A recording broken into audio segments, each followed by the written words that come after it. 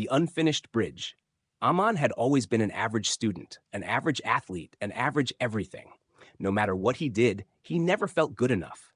He admired others who excelled, but deep down, he believed success wasn't meant for him.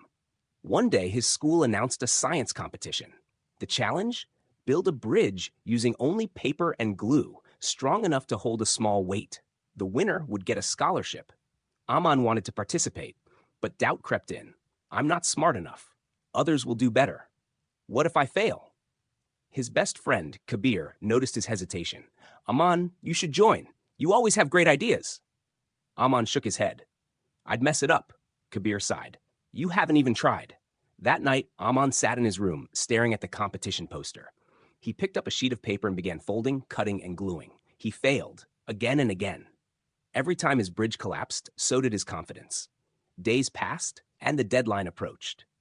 Most students had finished their bridges. Aman had nothing but a pile of failed attempts. Ready to give up, he went to his grandfather, a man who had seen struggles and triumphs alike. His grandfather smiled and took him outside.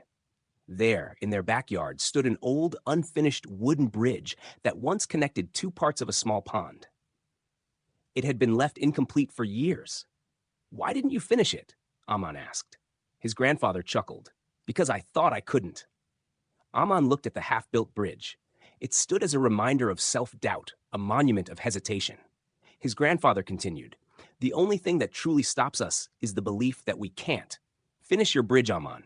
Not for the competition, but for yourself. Something shifted in Aman. That night, he sat down with his paper and glue. Instead of fearing failure, he embraced it.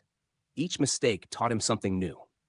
He worked tirelessly, testing different designs, reinforcing weak spots, and strengthening the structure. The day of the competition arrived. Aman placed his bridge alongside the others, heart pounding. One by one, the judges tested each bridge by placing a small weight on top. Some collapsed instantly, others bent and cracked.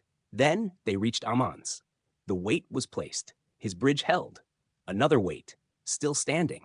The judges exchanged impressed glances. Aman could hardly believe it. He had done it. When they announced him as the winner, his hands trembled, but not with fear, with pride. That evening, he visited the old wooden bridge in his backyard. With a determined smile, he picked up a hammer and some nails.